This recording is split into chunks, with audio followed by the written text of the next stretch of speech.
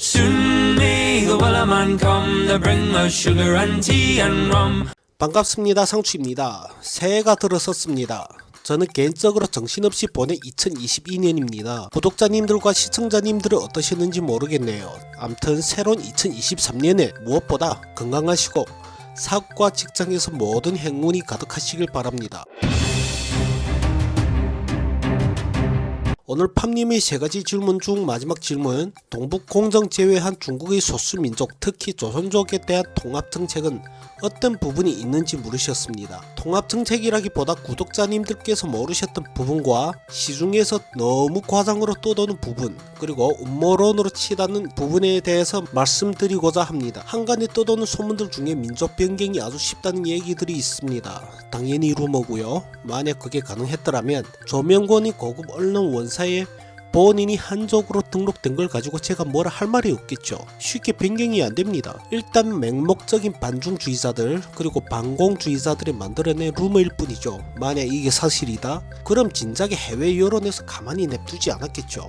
하지만 제가 알기론 중국의 모든 공공기관에서 컴퓨터를 도입하고 정식적으로 운영한 건 2000년 초반이었던 걸로 기억합니다. 그 이전에 A4용지 혹은 기타 서류를 수기로 작성하고 체크했었거든요. 그 시점에서 관시를 통해 뒷돈을 찔러주면서 민족 변경은 물론이고 여러 분야에서 쇼부가 가능했던 걸로 알고 있습니다. 하지만 그 이후부터 저는 개인적으로 말도 안 된다고 생각하고요. 단순히 음모론이라고 생각합니다. 정확히는 기타 다른 민족, 즉 예시를 들자면 한족과 조선족이 결혼한다 치면 양부모의 동의하에 민족을 선택할 수 있습니다. 그리고 성인이 되면 양부모의 동의하에 한 번쯤은 변경이 가능합니다. 만약 자유롭게 민족 변경이 가능했다? 그러면 56개 민족이 한 가족이라는 중국의 슬로건이 어찌 보면 다른 의미로 부합이 될지 모르겠지만 잡탕국가라는 오명이 추가되지 않을까 싶습니다. 미우나 고우나 국제질서에 편입된 국가고 그나마 토대를 갖추고 있는 국가입니다. 민족 변경이 쉽게 되었다면 소수민족들에게 혐오 감정을 유발하는 정책이고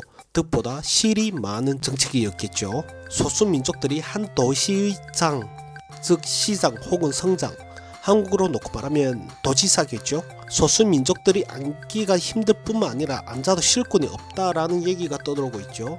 근데 이건 반은 맞고 반은 틀리다고 생각합니다. 흔히 조선족으로 치자면 연변에서는 조선족들이 연변 조선족 자치주의 주장을 앉아왔고 실권도 존재했습니다. 그리고 기타 도시 시장 혹은 성장의 위치에 가기가 힘든 건 맞지만 그렇다고 불가능한 건 아닙니다.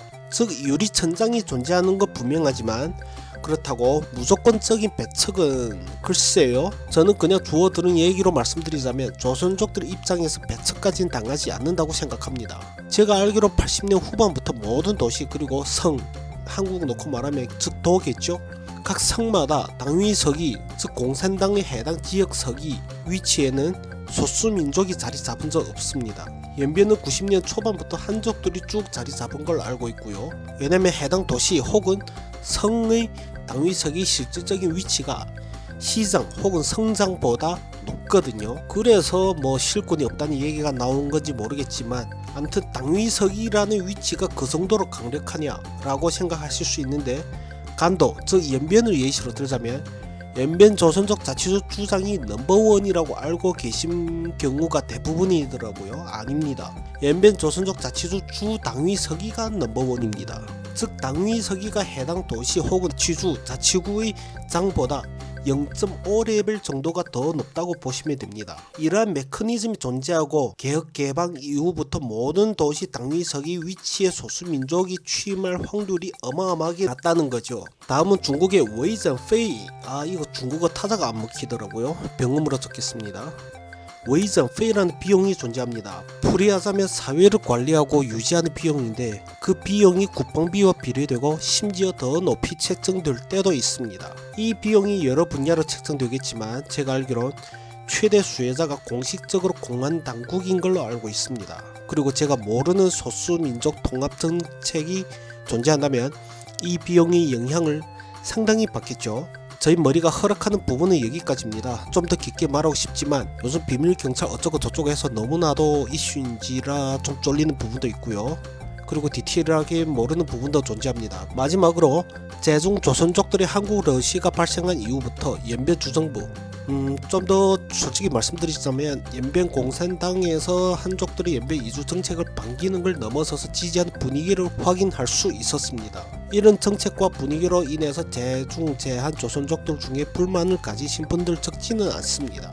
특히 선조들로부터 땅을 물려받아 농업에 종사하시는 제중 조선족 분들은 사명감을 가지고 지켜온 입장에서 노골적으로 불만을 드러내고 있죠. 돈을 떠나서 선조들이 유산을 지켜야 한다는 사명감을 가지고 계신 분들이 상당한 걸로 알고 있습니다. 그로 인해 고향에 계신 분들과 연락하면서 지내시던 제한조선족들 중에 귀국하시는 분들이 적지 않은 걸로 알고 있고, 이번 코로나로 인해 중국에 잠시 계시려는 계획에서 아예 눌러 앉아 버린 분들도 계신 걸로 알고 있습니다. 오늘은 여기까지 하고 다음에 다시 찾아뵙도록 하겠습니다.